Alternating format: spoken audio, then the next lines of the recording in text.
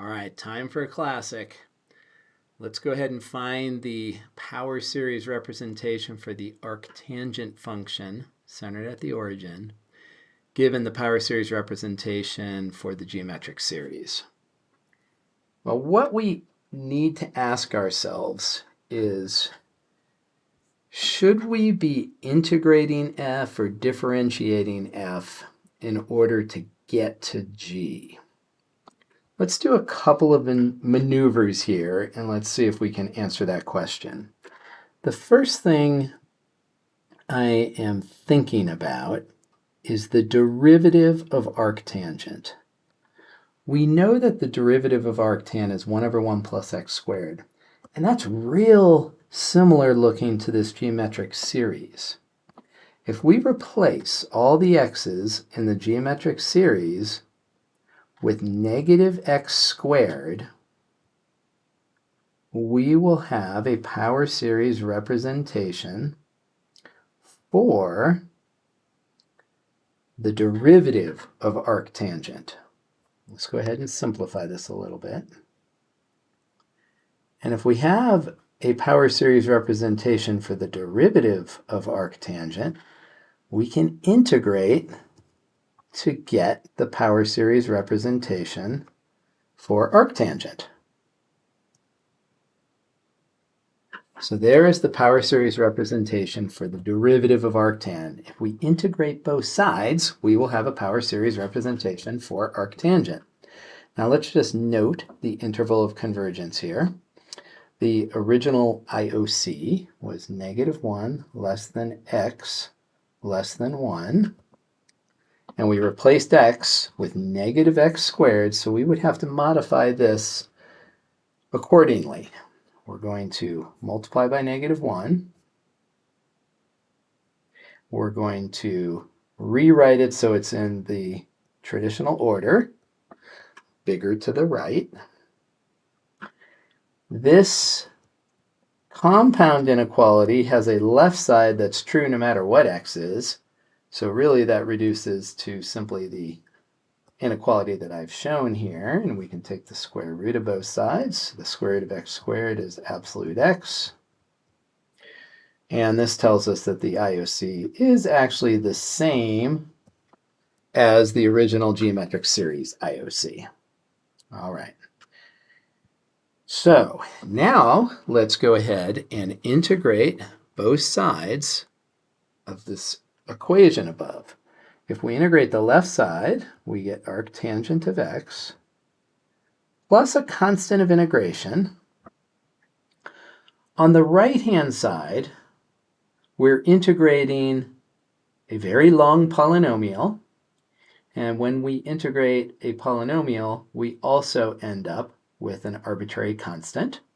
So we can imagine the constant on the left and the constant on the right being merged together into 1 plus c. So now let's go ahead and integrate our series piece here. -1 is a constant, so it floats. And then we add 1 to the exponent and divide by the new exponent. Now we have to fiddle with the index, perhaps. We have to remember that the integral of a polynomial is a polynomial. We can't somehow have a negative exponent. And so let's check. If we do start at 0, is there any funny business? Well, when we plug in 0 here, we end up with x to the 1 over 1. So this will be x. And that's totally fine. We don't have the situation that we have seen multiple times with derivatives. When we differentiate, we often have to jack this up by 1 because the new expression here would generate a negative exponent, and it wouldn't be matching the derivative of the original function.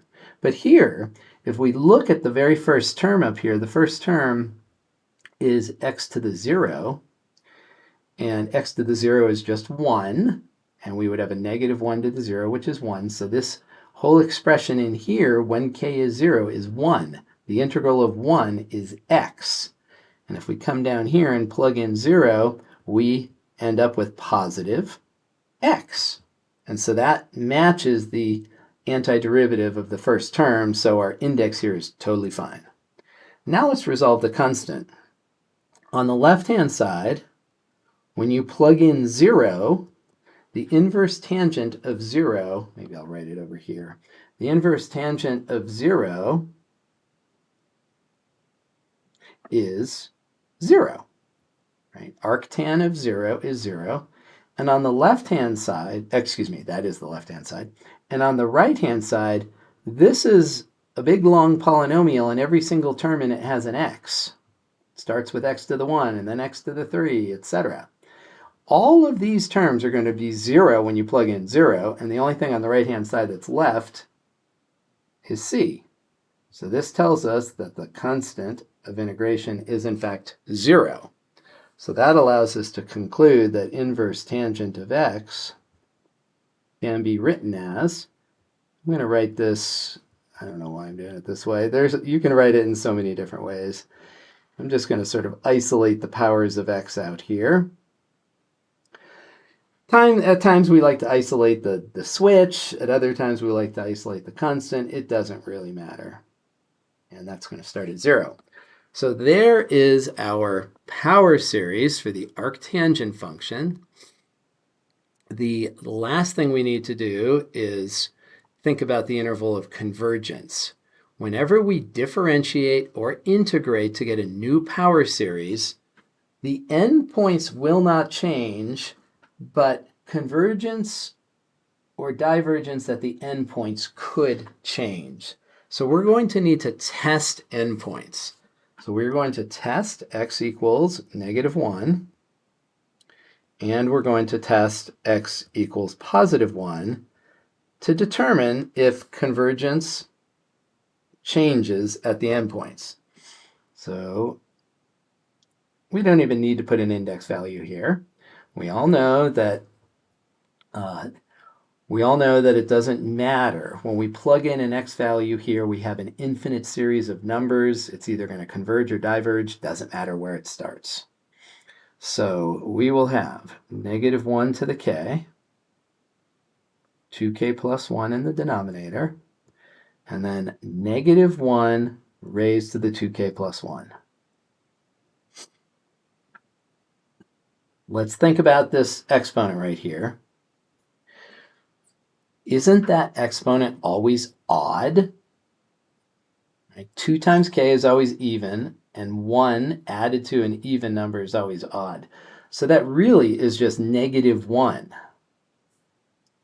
So if that's -1, we have -1 multiplied by -1 to the k. We have one extra -1, so it's -1 to the k plus 1 divided by 2k plus 1.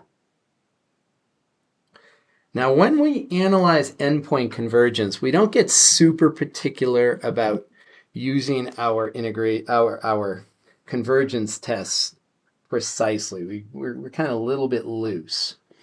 What I want you to notice here is that this -1 to the k plus 1 is alternating. Right? This is an alternating series here. It's an alternating series of numbers. As k goes through its values, 0, 1, 2, 3, these are alternating from odd to even. So this is an alternating series. The k's are in the denominator. So if we look at the a sub k doesn't include the switch. Right? The switch is gone when we're looking at a sub k. So a sub k is just 1 divided by 2k plus 1. And those values, a sub k, are shrinking to 0. 1 over 2k plus 1 shrinks to 0 as k goes to infinity. So this is going to converge by alternating series test. So we're not going to get into the nitty-gritty and write the 2 steps down. We just want to sort of do this conceptually. We have an alternating series, and the a sub k decreases to 0. And it's decreasing because the k's are in the denominator, and as k gets bigger, the denominator gets bigger, which means the fractions get smaller. All right, so now we have convergence at that left endpoint. Let's check the right endpoint. So for the right endpoint, we are plugging in a +1 into this x right here, and positive 1 raised to any power is 1. So we end up with this series.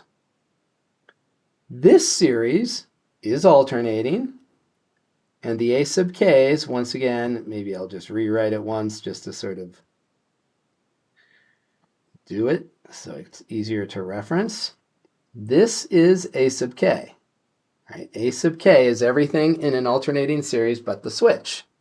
And once again, we have an a sub k that is decreasing to 0 as k goes to infinity, so this will converge by the AST. And this is something that we often see when we create a new power series using integration. We are seeing that we are gaining convergence at the endpoints. And that is common, doesn't always happen, but it's common when you integrate. And frequently when we differentiate to find a new power series, we often lose convergence at the endpoints. It's not a steadfast rule, but it frequently happens that way. So there we have it. We now have our power series representation for arctangent along with the interval of convergence.